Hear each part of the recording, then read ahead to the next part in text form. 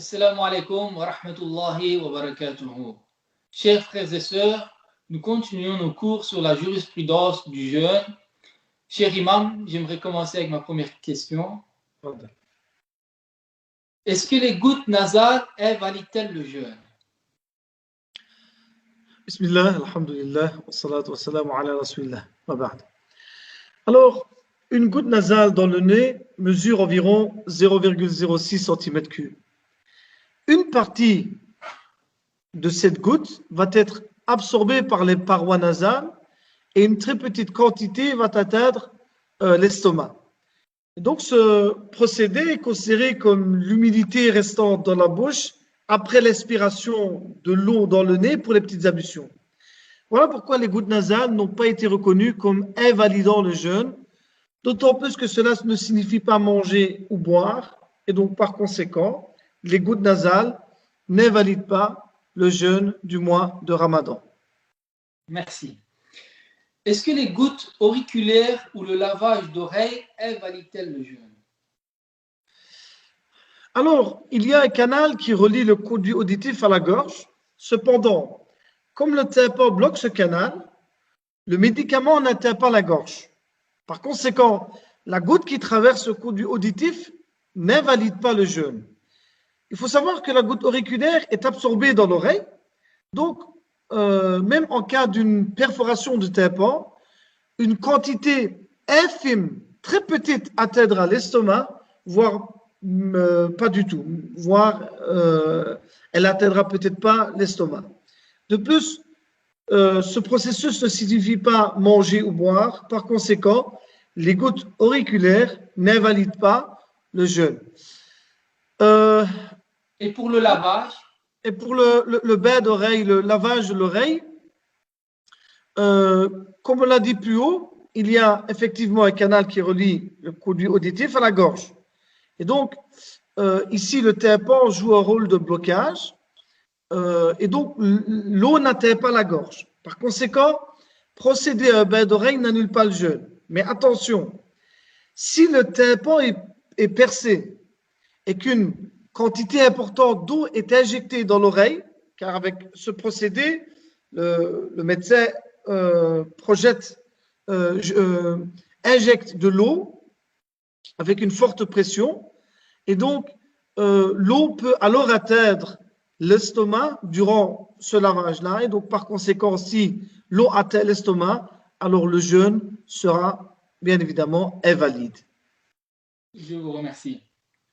Ma question suivante. Est-ce que l'anesthésie invalide-t-elle le jeûne? Alors, quelques petites précisions avant de répondre à cette question. Qu'est-ce qu'une anesthésie? Une anesthésie permet de supprimer la sensation de douleur ainsi que les réflexes moteurs d'une personne afin de permettre la réalisation de l'acte chirurgical. Et il y a trois types d'anesthésie. Il y a l'anesthésie générale, il y a l'anesthésie locale et l'anesthésie loco-régionale. Pour l'anesthésie générale, c'est un acte qui consiste à endormir complètement le patient. L'anesthésie locale, elle consiste à endormir une petite zone du corps, comme par exemple une gencive lors de l'arrachage de dents. Et l'anesthésie loco-régionale, ce procédé consiste à injecter des anesthésiques près d'un nerf ou près de la moelle épinière afin d'endormir une plus grande zone corporelle. Et donc, par rapport à ce type d'anesthésie, eh bien, le jeûne va être valide ou va être invalide. Et donc, pour les anesthésies loco-régionales et générales, une perfusion intraveineuse est effectuée afin d'administrer un soluté, un médicament ou un sérum. Et donc, par conséquent, pour ce type d'anesthésie, le jeûne est rompu car un sérum est administré. Et cela signifie manger et boire. Sinon, pour les anesthésies locales, le jeûne reste bien évidemment valide. D'accord? Donc, les anesthésies locales, le jeûne est valide. Pour le reste, eh bien, il faudra rattraper le jour de jeûne manqué, car ce type d'anesthésie annule bien le jeûne. Je vous remercie. Est-ce que l'utilisation du suppositoire rompt-elle le jeûne? Alors, les suppositoires sont utilisés comme antidouleurs, antipyrétiques, c'est-à-dire pour faire chuter la fièvre, ou pour d'autres raisons. Alors, elles sont utilisées par voie anale ou par voie vaginale, notamment pour certaines maladies gynécologiques. Et donc, il n'y a aucune connexion entre les voies vaginales de la femme et le système digestif. Et donc, à cet égard, les suppositoires utilisés par les femmes n'annulent pas le jeûne. En revanche,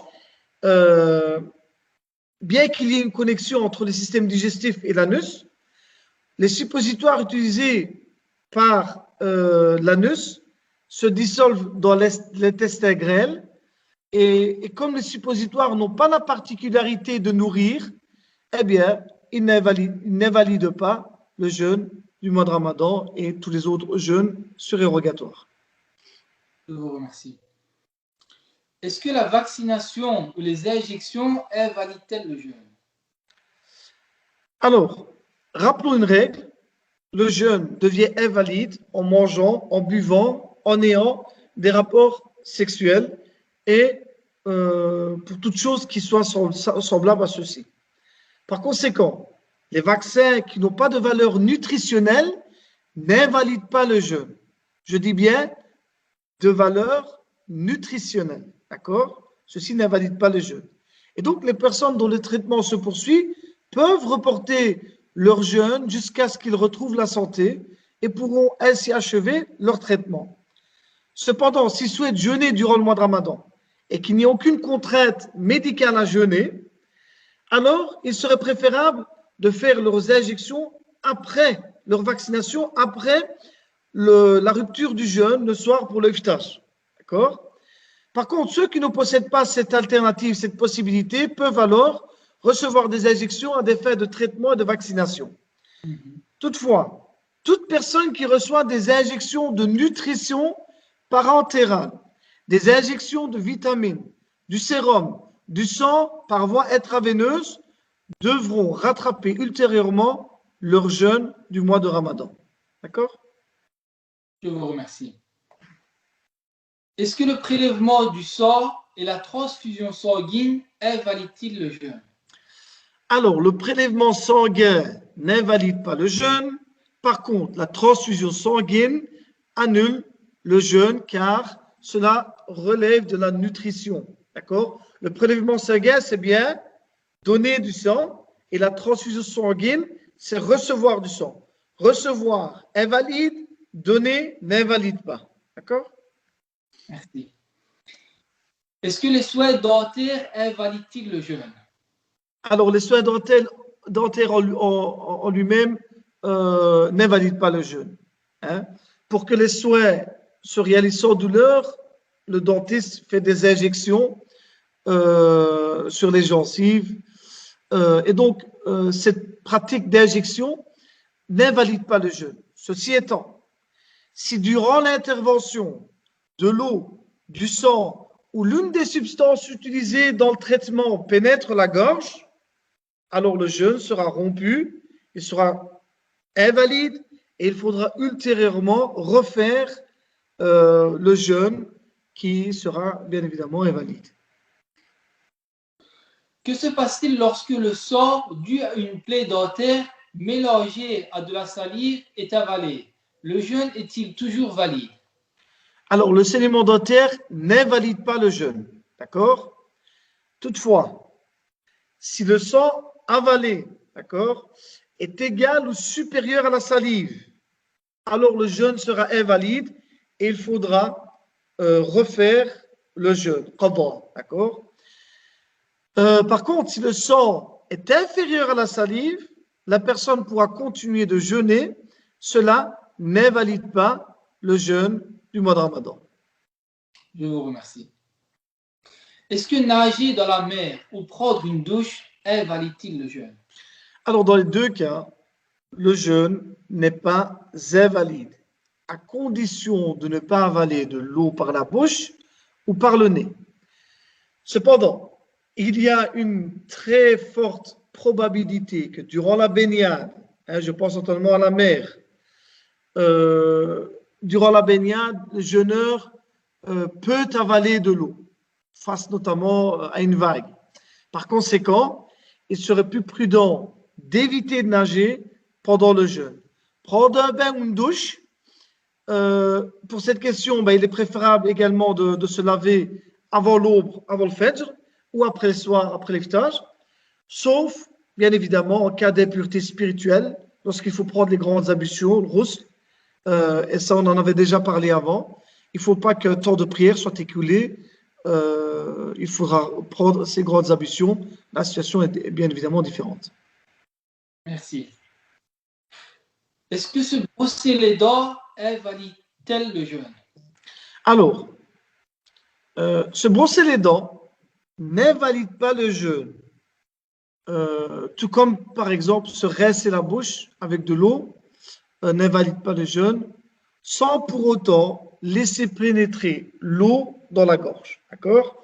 Si le dentifrice ou l'eau pénètre dans la gorge, le jeûne sera alors rompu. C'est pourquoi il serait plus correct, plus préférable de se brosser les dents avant l'aube ou après la rupture du jeûne, ou alors de ne pas utiliser de dentifrice tout simplement en état de jeûne. Utiliser peut-être uniquement la brosse à dents serait suffisant pour ne pas mettre en risque le jeûne. D'accord. Est-ce qu'avaler de l'eau lors des ablutions invalide-t-il le jeûne? Est précisé par erreur. Pardon?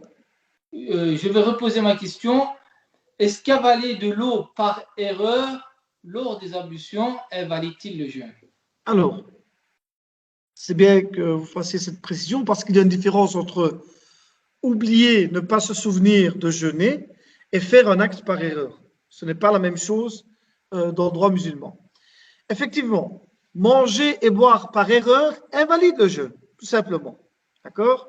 Par conséquent, une personne qui avale de l'eau lors de ses ablutions et qui est en état de conscience, qui est bien conscient de jeûner, ou qu'il avale, je ne sais pas moi, de la neige ou de la pluie, mais qui sait qu'il jeûne, c'est un acte qui est fait par erreur, eh bien le jeûne sera invalide et il faudra refaire le jeûne.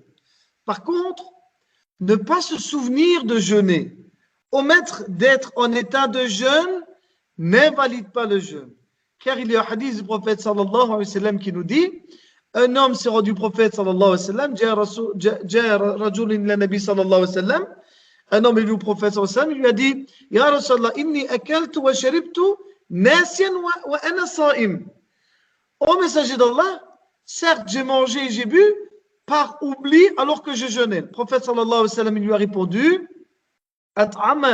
أطعمك الله وسقاك ولا قضى عليك. Il lui a dit, certes Allah t'a nourri, il t'a abreuvé et tu n'as pas rattrapé, il lui a dit.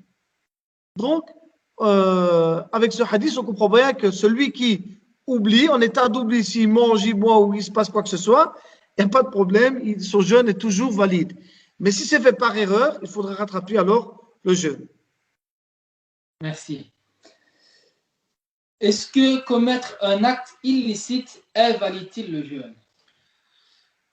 Alors, bien que commettre un acte illicite ne compromet pas le jeûne, tout musulman a le devoir d'éviter les actes illicites, tous les actes haram, blâmables, et plus particulièrement durant le mois de Ramadan. Une personne qui jeûne doit éviter tous les péchés et agir conformément à l'esprit du jeûne du mois de Ramadan. Le prophète sallallahu alayhi wa sallam il nous dit, celui qui ne renonce pas aux mensonges, aux pratiques qui correspondent, Allah n'a nul besoin que ce jeûneur renonce à sa nourriture et à sa boisson. Donc, effectivement, un acte illicite ne compromet pas le jeûne, mais bien évidemment, ce n'est pas ce genre de jeûne qu'Allah Azza wa Jal veut des croyants. Je vous remercie de nous avoir éclairés à ces sujets. J'espère qu'on se reverra au prochain cours. Je vous souhaite une bonne soirée. Assalamu alaikum wa rahmatullahi wa barakatuh. Wa alaikum salam wa rahmatullahi wa barakatuh.